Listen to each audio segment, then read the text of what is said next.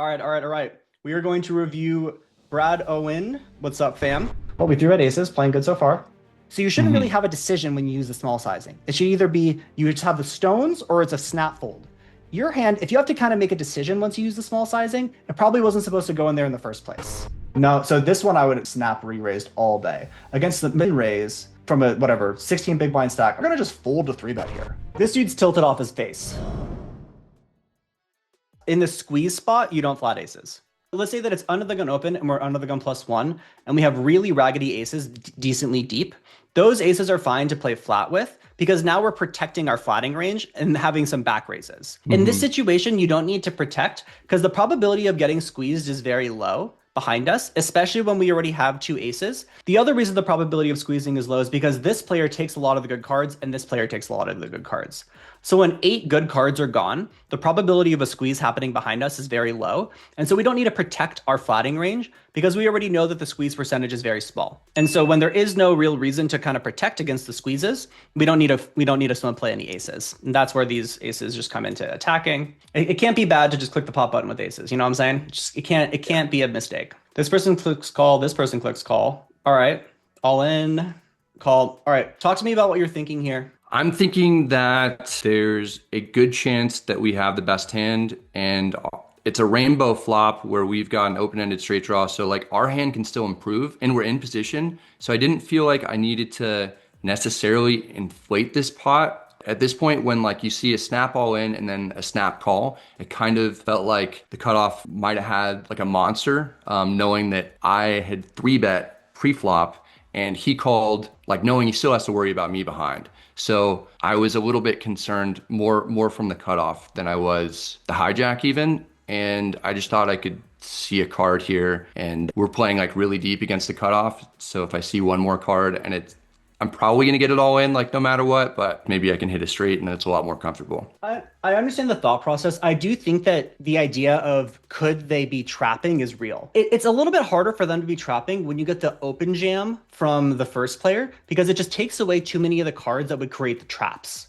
That's the big deal. To me, the only time we really want to be calling here in position is if it's a flush draw board and we don't have the flush draw. That could be a situation where we want to flat behind, especially if we have no flush or if we have no flush draw blockers. On the rainbow boards, when you have the aces plus open ender, even if it's not the nut open ender, it's just going to be good enough. And we are pushing equity against 10-8 of spades and they might just fold. I guess I just thought it was going to be hard for me to rep better than one pair on this. Like sure, I'll have some like top set combos, but since I'm not as comfortable knowing exactly how I'm supposed to build out my 3-bet range, it was hard for me to come up with the hands I know I would 3-bet that like smash this board enough for me to want to like, or to raise over an all-in and call. It's a great point. We'll talk about those hands here in a second. The main thing though is that you don't need to have top set to have enough equity to jam here. That's the key.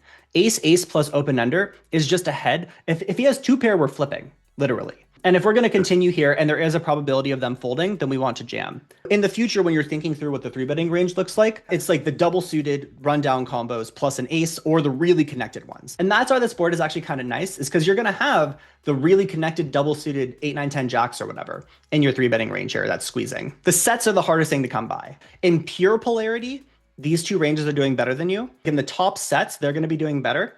But you're doing better in overpair plus straight draw. You're doing really well in 2 pairs still also. So that's going to be plenty of range to just kind of jam it with, even if you don't have all the sets. I'm assuming we end up clicking call and he open jams the ace, which is crazy. Wow. You got like, first off, great read on him trapping with jacks here. Like really, really, really good read from you in the first place. Him open jamming on an ace is absolutely insane. Great read though. Like I completely understand why you intuitively thought to like that he might be trapping here because he should just be jamming with a lot of his pairs and 2 pairs and stuff like that. King, jack, jack 6. Nice. You were between call and fold, which is good.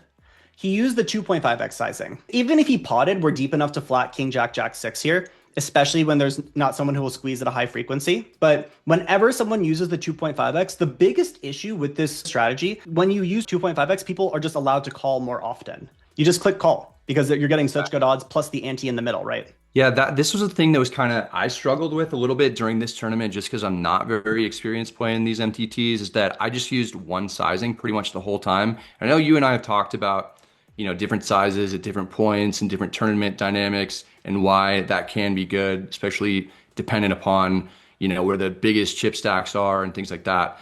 But I was pretty deep most of the time, so I just kind of simplified it with clicking pot when I was gonna raise pre-flop. That is a fantastic simplification, and you will essentially never be making a mistake unless you're at a final table. That's like the only time you'll really be making a mistake. The times when we want to size down, then there's actually an entire video in this course about it, is when the chip leader is in position to us in ICM. That is when we size down. Another one is if you're on the button and you're like in soft ICM and not hard ICM, and you have a short-ish stack in the blinds, you can size down as well, just because you want to kind of get them in the hand. But outside of that, clicking pot and limp is just such a good strategy. You're not going to make a lot of mistakes with it. So I like the simplification. Here, easy call, running hot. Love this. Okay, so he just snap pots it. This dude's tilted off his face. What are you thinking about here? Talk me through your thought process. I'm basically treating my hand as the nuts, but there are so many turn cards that cause us to lose the lead. And we don't really want to allow the big blind to come in with, diamonds or some straight draws. Like we have some pretty good key cards, obviously, like the 2 jacks, like jack of diamonds, king to minimize the likelihood that, we're up against big wraps or, straight draws get there. But I still need protection. First off, this dude, pot sizing is never a thing here. In the multi-way node, when you're the initial raiser and you get 2 callers and it's a queen jack high board, who has the most pocket queens, who has the most pocket jacks? You, and then you specifically have the most pocket queens and pocket jacks. He did use 2.5x, and so he has a little bit more queens and jacks than he's maybe quote unquote supposed to if he plays pot.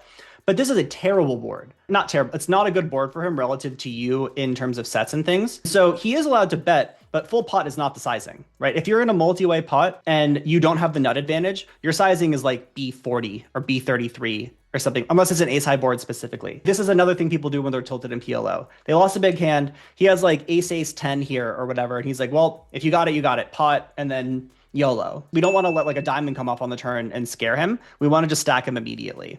It'd be a decent raise anyways, but now that he's just like tilted off his face and never folding, I think that ripping it's a very good play.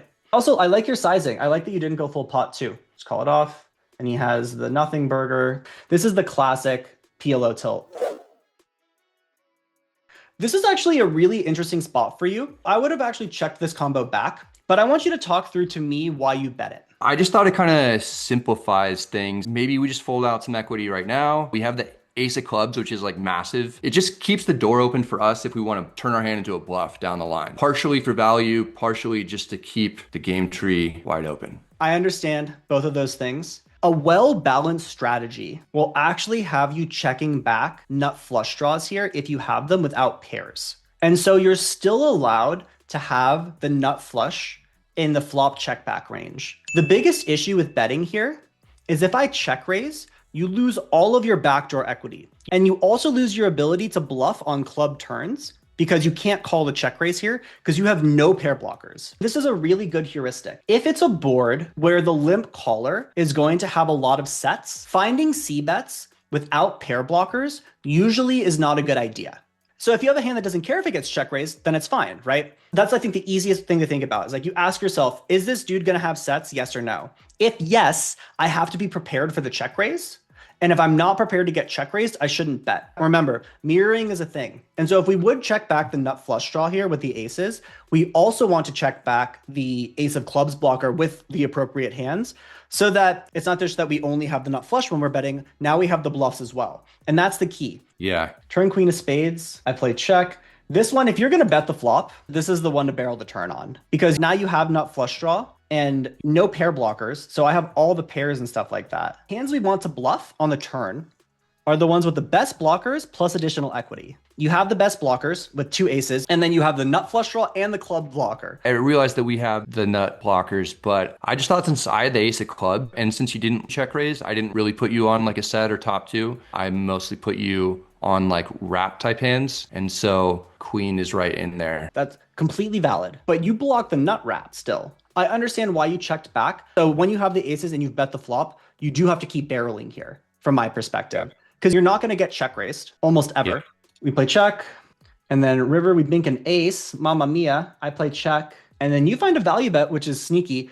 B25 is not a thing. In position on the river, we never use B25 in PLO. It just opens you to get check raised. B50 is your smallest sizing. And so if you have a combo that doesn't want to B50, you should just check it back. I don't hate the bet, but B50 is the sizing. I obviously didn't know that I was against you in this hand, but against population, I mean, I do this a lot as an exploitative thing in no limit. Which is fine, I think. Against a bad population, I like it. Against good players, you're just going to get spanked really hard.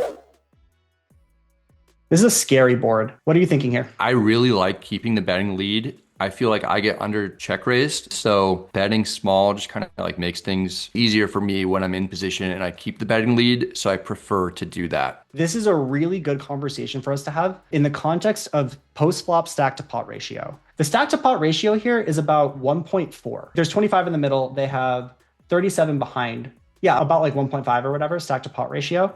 And when you're at this stack to pot ratio, you do get two sizings. You get a small sizing and you get a full pot sizing. The small sizing is polar. You either go B25 with your really good hands or your like blocker bluffy type stuff. You check some of your traps also, and then some of your just like hands that have terrible board interaction. And then you pot your hands that are good enough linearly. For this one, we have to ask ourselves, is it good enough to bet small? The answer is no.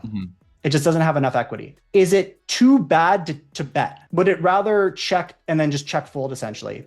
The answer is no. So there's only one thing left to do, and it's to pot it. That's the nice thing about that small sizing is that you either just have it or you don't. So you shouldn't really have a decision when you use the small sizing. It should either be you just have the stones or it's a snap fold. Your hand, if you have to kind of make a decision once you use the small sizing, it probably wasn't supposed to go in there in the first place. That's kind of the idea. And so this combo, it's just going to click pot and then move on. That feels odd to me though, because for some reason that's not real intuitive, because it's like potting to, and then we're calling off. I don't know. It just seems it's because they're not so comfortable either. Like but like, what are we hoping calls us though? I mean, we're ahead of king, queen, jack, 10, yeah. ace, jack 9 with like ace, queen with like queen high clubs. It's PLO. That's the difference. It's like you can't think about it statically. He can have 8, 9, 10 jack with like a jack high suit and stuff like that. Or he folds if he has a pair of 10s. That's the best part of this strategy. It's not what does he call us with? It's that he folds a ton of equity. That's the key, is that he's folding a ton of equity. Okay. You kind of split the difference here, B50. And this one's like the worst of both worlds because now he doesn't fold enough either. If he has a 10, he just calls now too, right? And that's why we use the small sizing that's polar. If you have the nuts, you want him to continue with a 10. And if you have air, it doesn't really matter. The small sizing is to get his absolute garbage out. But I feel like the small sizing he calls with a 10 and then he just gets there. So I feel like he's more likely to fold when we bet like a third of his remaining stack, has to get it all in like next street. And he knows that. When you bet a small sizing, you can make the stack to pot ratio 1 anyways. Yeah. And the reason why we use the small sizing is because he's going to have garbage too sometimes. And we want to efficiently fold out his garbage. That's the point. No, so this one I would snap re-raised all day. Against the mid-raise from a 16 big blind stack, we're going to just fold to 3-bet here. This is a huge leak a lot of the population has. They just fold to 3-bet after they min-raise off of whatever 16 bigs, especially approaching the bubble. And it's a huge leak, but it's a big population leak that shows up all the time. Especially if they 4-bet, then whatever, just fold. But you're against a 16 big blind stack, you have ace, jack suited. This is like the equivalent in Hold'em of flatting pocket 9s or so, or even ace jack suited, honestly, because of the ace blocker. But it just puts you into some weird like now we're in this post flop scenario where we don't get to realize the equity of our hand. This is a nice outcome, but you can see how the board came ace king 8 and he folded. It's a huge leak that people have. They're min raising these weird combos when they're not supposed to. It's a great exploitative adjustment to make, is to attack those combos. I would have opened this. Really? I don't even think this one seemed close in my mind. When we have a lot of chips, I'm in a tournament, I'm just starting to raise these hands now. And this is what leaning looks like. This is how you snowball, is you just open hands like this because people are already under 3-betting. And so now they're going to even more under 3-bet you because you have the ace in your hand, right? I understand that it doesn't seem close for chips. It's not. And this is what snowballing looks like in big fields, is taking hands like this and really hammering people down the second that we get the chip lead. I understand the fold, especially because you've been playing in the solver. So that makes sense to me. Yep, this is good so far. Check. Bet. So talk to me about this raise. What are you thinking? I felt like I probably had the best hand and wanted to get a little bit extra chips in before a scary river card comes out. And I wanted to get the in-position player out. Yeah, a lot of that is valid. I think the thing that is a little weird is your sizing. because your sizing essentially is sized to the exact strength of your hand and not to your range. We're very unlikely to actually want to raise ace four here specifically. And having the 2 6s is actually not great because you block them from having 5 6 7 and those combos. They're unlikely to be bluffing now when you have the 2 6s. You are allowed to raise some of your ace fours and they should have backup. It has to be ace four plus a flush draw. So when you're raising, you kind of want to be asking yourself, does my hand, when it raises, get value from enough hands?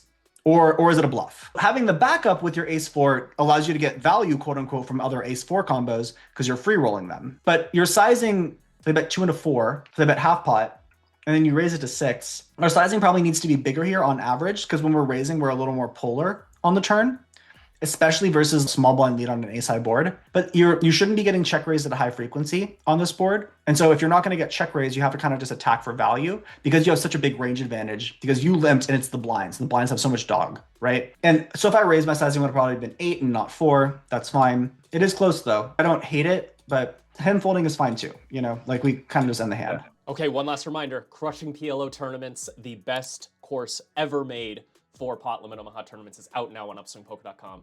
Head over there and check it out. Dylan really goes off in that one.